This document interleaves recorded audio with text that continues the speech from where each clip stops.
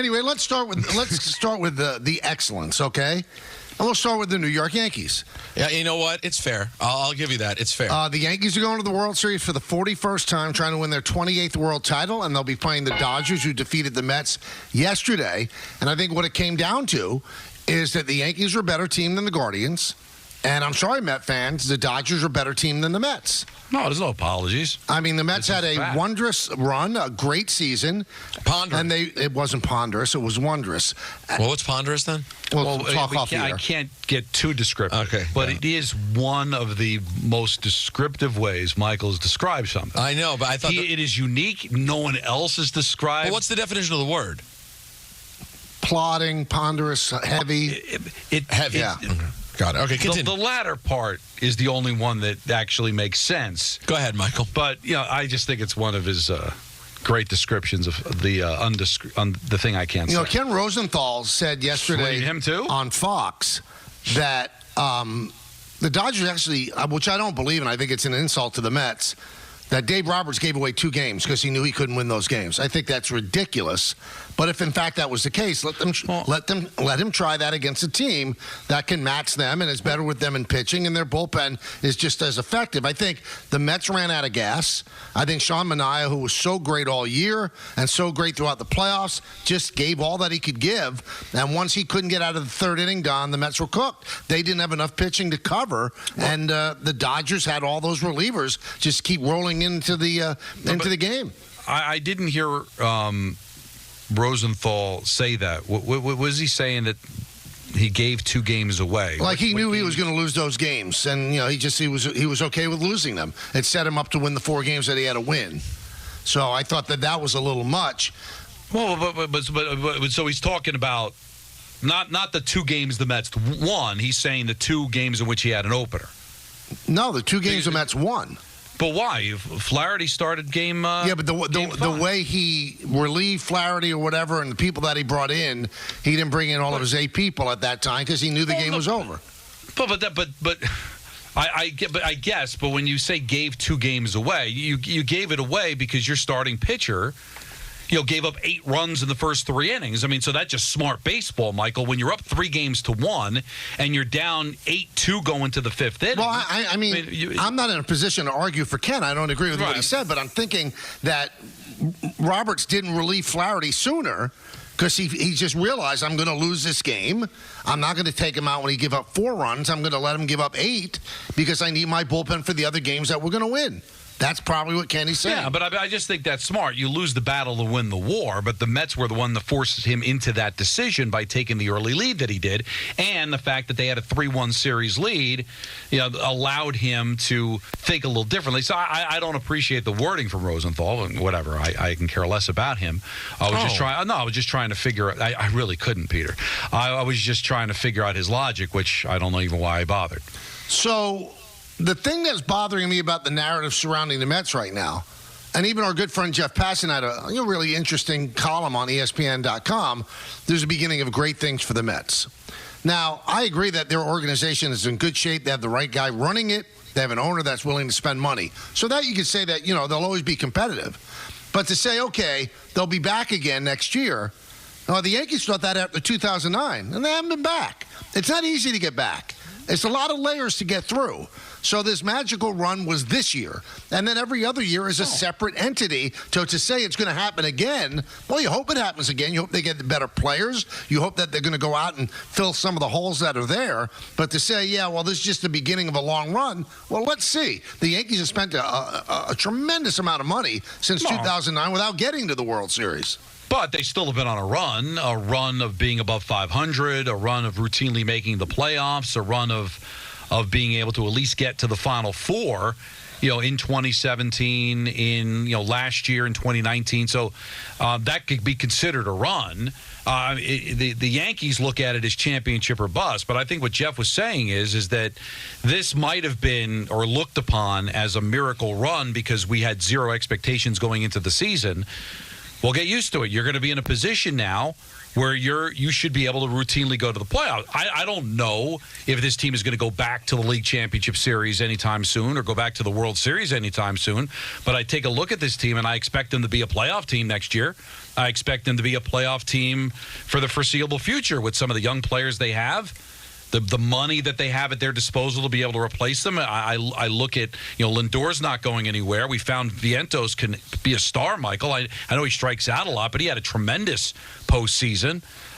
You have Nimmo under contract. You've got, I don't know what they're going to do with Alonso. We'll see. And Senga's not going anywhere either. I think Alvarez, who actually closed out the playoffs pretty solidly with a couple of decent offensive games, is also, I think, going to be a future of this franchise. So I kind of look at it as, all right, this was kind of the miracle out of nowhere. I saw some of the Mets. I'm not going to kill them, but I think at one point at the end of the game, McNeil and some of the Mets were kind of yucking it up and not accepting defeat, but kind of like, okay, kind of taking pleasure in the fact that they got as far as they got. And I'm thinking, okay, do that now, because that's not going to be the sentiment going forward. You are no longer this miracle. Now you're going to be expected to do this. So that's why I took it from Passan, is I think now the Mets are in the conversation. But you're right.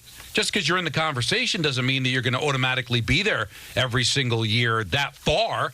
But am I wrong to think the Mets can be a perennial playoff team with this owner, with this manager, with this GM, or this president? I fully expect to be in that situation. Now, one thing you have to know about this Met team and next year's Met team, and I'm going to say this about the Yankees, too, whether the Yankees win the World Series or not, the team that you're going to see next year is completely different. Now, this is for another show, but the three starters that the Mets relied on the most, they're all likely gone, unless the Mets actually bid for them and bring them back. Bader's gone. Iglesias could be gone. Alonso could be gone. You have one more left of Marte. So there's a lot of change. That bullpen is going to be changed a lot, too, because that's a strength of Stearns. He builds a stout bullpen. This was not a great bullpen that the Mets had. And he's trying to do it on a shoestring because they were way over the Cohen tax. I think it's going to be a different bullpen. They have about $190 million coming off the payroll. So this Met team that you fell in love with, the Grimace Mets, the OMG Mets, the Hawk Tua Mets, it's going to be a different team next year. It really is. No, it's good. Yeah, it's going to be different, but in a lot of ways, it's going to be the same. You've got the manager, you've got the president, you've got the owner, and you've got, again, Lindor, who I think was the catalyst for all of this, coming back. And as I mentioned, all the other different pieces, they're young. And let's not forget, too, we got a little glimpse of Acuna that I think certainly has a future on this team. Mm-hmm. And the pitchers that are all becoming free agents, Michael, well, the way Cohen has positioned himself financially is, if he doesn't bring those guys back, it'll be because of the perception of we can do better. Yep. So, there might be different bodies in that bullpen and certainly different bodies in the rotation. But the hope is that there'll be improvements upon what they already have, or be in a position to bring some of those guys back. I mean, maybe they look at Severino and say, we'll bring him back.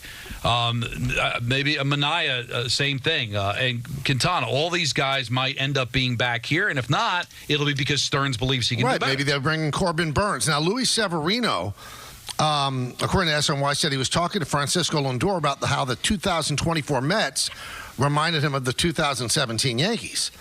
And that's my warning shot. 2017 Yankees never made it that far again, ever, until now. So what is that, 7 years ago? I know, but it feels like we're talking about two different things. I don't know. I don't think any ball player could ever feel like that a championship or a World Series or a League Championship Series can be guaranteed. You look at the Los Angeles Dodgers, Michael, the COVID title aside, Robert, if they lose one of those two games to the Padres in the divisional round, they're firing Roberts is gone. Like, they're firing their manager. Yeah. So, and yet they find themselves in the World Series because it's not guaranteed to win a championship. They've been to the World Series a few times, but have only won the one COVID championship. I think everybody realizes that just because you're a perennial playoff team doesn't mean you win. But that doesn't mean that Passan's wrong, Michael. They put themselves in a position where runs are now possible. And the Mets only twice in their history, just twice in their history that goes back to 1962, did they make the playoffs back-to-back years. So I think that when you're talking about run for me, Michael, it's putting myself in a position to go to the playoffs every year. And did they do that? I think they did.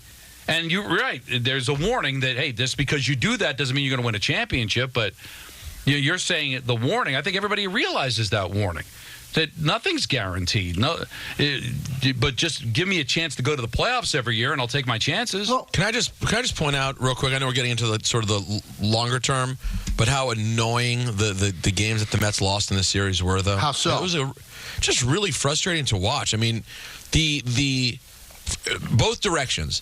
The amount of traffic they constantly allowed on the bases defensively. Like, there was just always runners on base. There were so few innings, it feels like, in any of the games that they lost that went 1, 2, 3 or anything close to that. And then on the flip side of that, the amount of traffic they left on the bases. Oh, I mean, know. that's what you'll remember from this series is the bases being loaded and innings ending. It was just really irritating to watch. Well, that's why the Dodgers overwhelmed them in terms of run differential in the series. It comes down to that. The Mets couldn't cash in. And the Dodgers did. Yeah. The Dodgers have a better offense, and they have better pitching. They don't have better starting pitching, but they have a better bullpen. But the warning sign that I would give the Dodgers, having watched them as much as I have, Peter's right. Mets got runners on. They just couldn't get that big hit. Don't think that the Yankees are going to do the same favor to you in the World Series. Not with Big G. You start putting a bunch of people on and expecting to get out of those situations. It's one thing if it's 6-1 Dodgers in the fifth and you load the bases, maybe there's a chance that you're going to get out of it and keep it 6-1. Yankees might come out of that inning up 7-6. That's different. Now, these are two high-powered offenses. I think both have terrific bullpens. Yankees have obviously better starting pitching, but Peter made a good point. Yeah, their bullpen was terrific, but it left a lot of traffic out there, and I'm not sure those bases are going to be as packed when the Yankees are batting, because I think they're going to have a chance to clear those. You can't do that with playoff G. Well, playoff G won the American League MVP in the ALCS, and he earned it.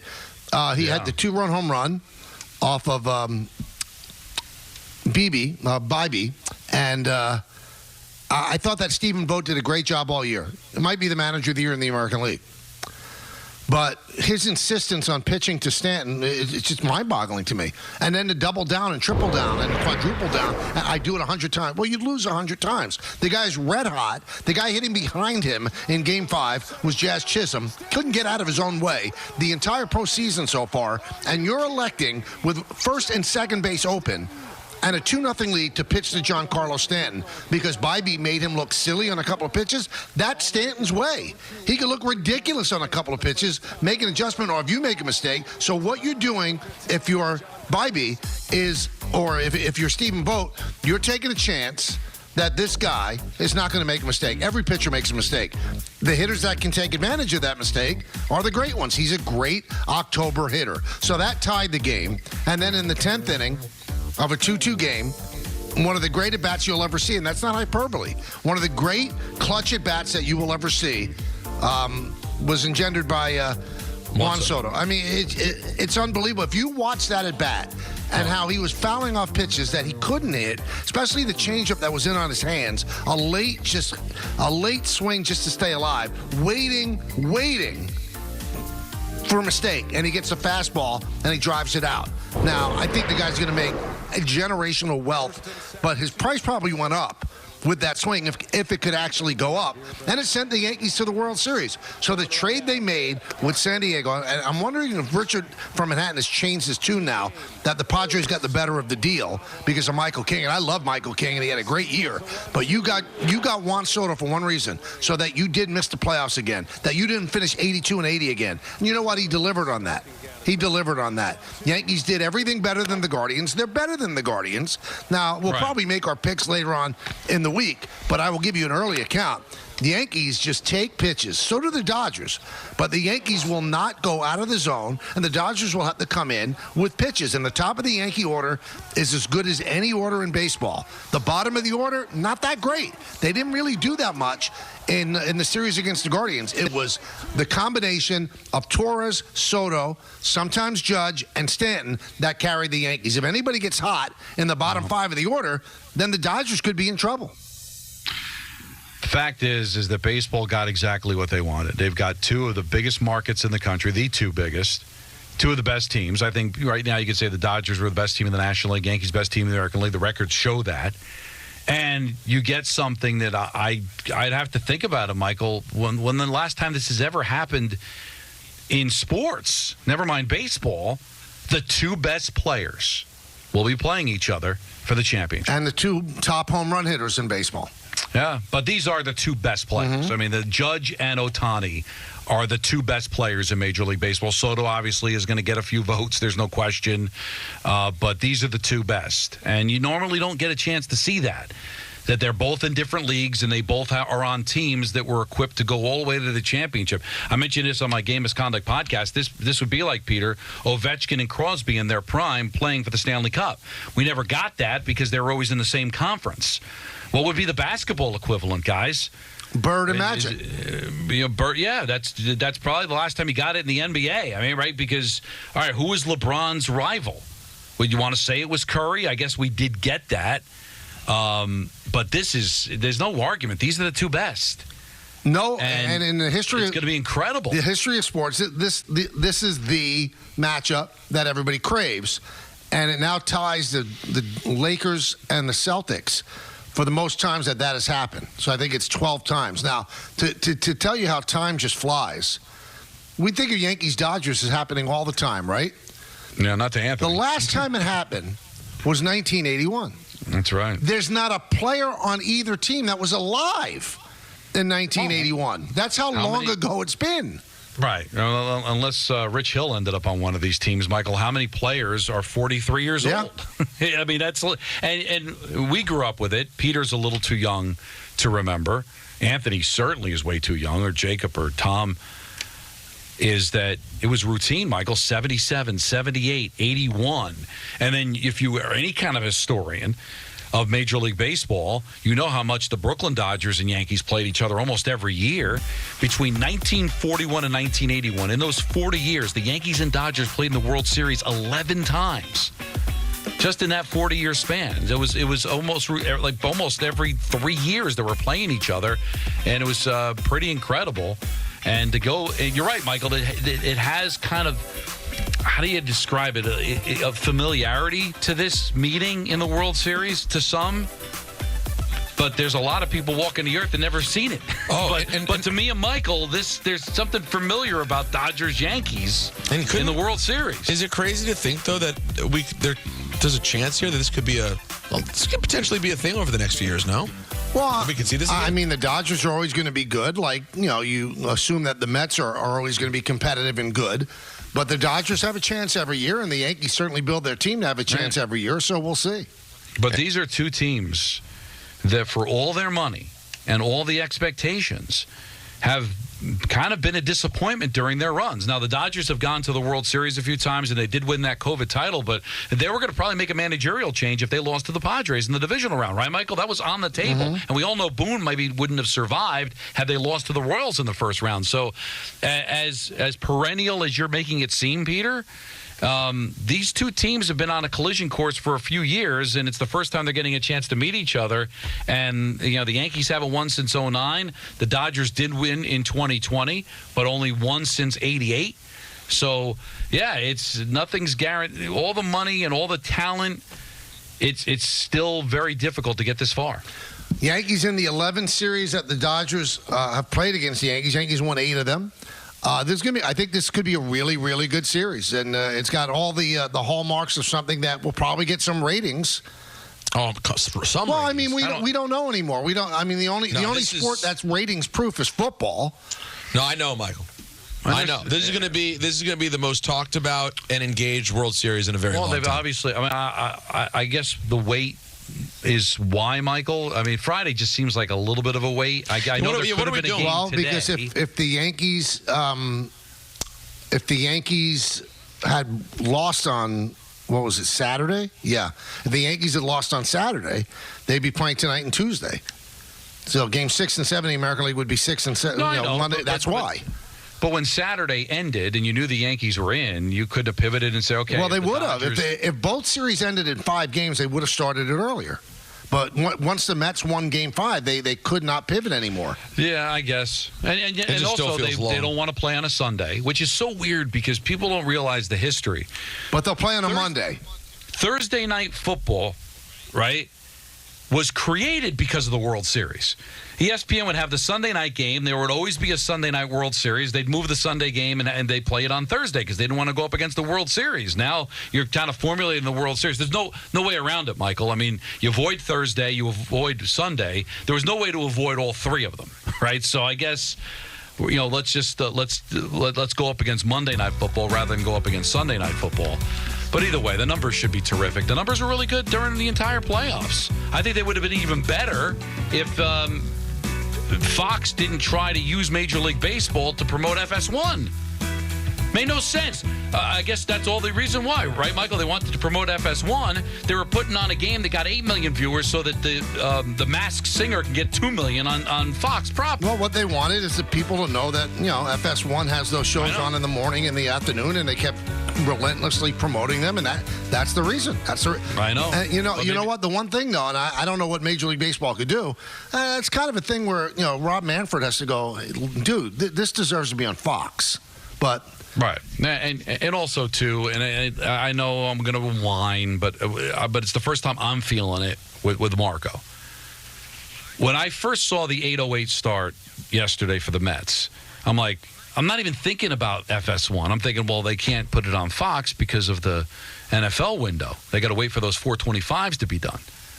But then when I find that it's exclusively on FS1, can't you start it at 7? It's a Sunday, so Marco's all hyped up to watch the Mets. He watches 2-3 innings and he's got to go to bed. You're trying to cultivate a fan base here. I get during the week, there's no way around it, and I'm not going to sit here and go back to the old days where you played day games in the World Series. But with all these games being on late and a decisive Game 6 for the Mets, yeah, at least we're Friday, Saturday we're starting, so they're not school nights. But you're trying to get a young fan base excited about your sport, Michael, and he's starting these games at 8:08, and I'm sorry, even with the pitch clock, these games are going long. Those Met-Dodger games were way past 3 hours. Yeah, we have to talk about this when we get back, and throughout the show, because the sped-up games are gone. The games are taking 3.5 hours.